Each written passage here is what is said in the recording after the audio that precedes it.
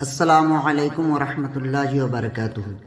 پیارے ناظرین، جیسا کہ اس سے پہلے ویڈیو میں نے بتایا تھا، سورہ یوسف کی آیت نمبر 26، 27، 28 بیان کیا، جس میں حضرت یوسف علیہ السلام کا قصہ اور زلیخا کا، تو حضرت یوسف علیہ السلام اور زلیخا کے ساتھ کیا ہوا، حضرت زلیخا نے کیسے حضرت یوسف علیہ السلام کو اپنے طرف کھینچنے کی کوشش کی، اور پھر جیسے ہی حضرت یوسف علیہ السلام بھاگتے ہوئے دروازے پہ آئے تو ان کا یعنی زلیخا کا شوہر عزیز مصر جو ہے سامنے آیا، اور انہوں نے کیا فیصلہ کیا، آج اس کے بارے میں بات کریں گے۔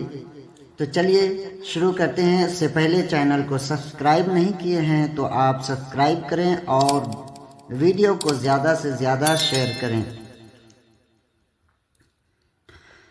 جب عزیز مصر کے سامنے زلیخا خیانت اور حضرت یوسف علیہ السلام کی براءت ثابت ہو گئی تو عزیز نے حضرت یوسف علیہ السلام کی طرف متوجہ ہو کر اس طرح معذرت کی، اے یوسف، تم اس بات سے درگزر کرو اور اس پر مغموم نہ ہو، بے شک تم پاک ہو۔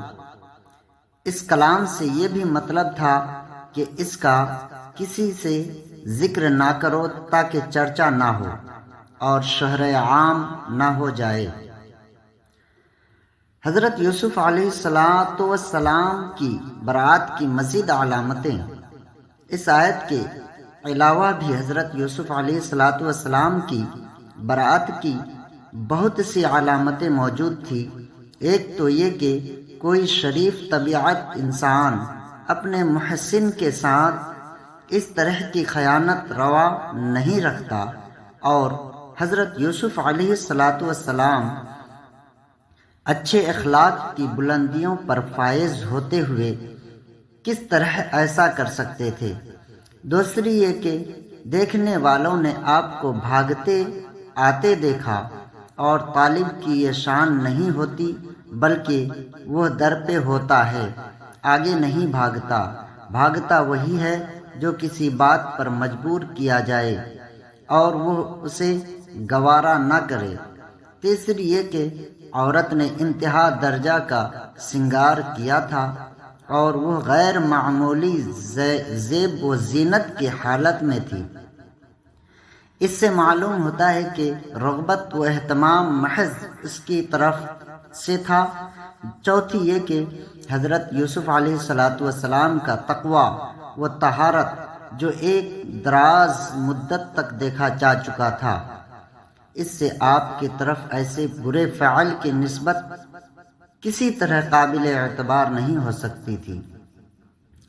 وَاسْتَغْفِرِي لِذَنبِكِ، اور اے عورت تو اپنے گناہ کی معافی مانگ، یعنی عزیز مصر زلیخا کی طرف متوجہ ہو کر کہنے لگا، اے عورت تو اللہ تعالی سے اپنے گناہ کی معافی مانگ، جو تو نے حضرت یوسف علیہ السلام پر تہمت لگائی، حالانکہ وہ اس سے بری ہیں۔ اپنے شوہر کے ساتھ خیانت کا ارادہ کرنے کی وجہ سے بے شک تو ہی خطا کاروں میں سے ہے۔ وقال نسوۃ فی المدینہ، اور شہر میں کچھ عورتوں نے کہا، عزیز مصر نے اگرچہ اس قصہ کو بہت دبایا لیکن یہ خبر چھپ نہ سکی اور اس کا چرچا اور شہرہ ہو ہی گیا۔ شہر میں شرفائے مصر کی عورتیں زلیخا اور حضرت یوسف علیہ السلام کے بارے میں باتیں کرتے ہوئے کہنے لگیں کہ عزیز کی بیوی زلیخا اپنے نوجوان کا دل لبھانے کی کوشش کرتی ہے، بے شک ان کی محبت اس کے دل میں سما گئی ہے۔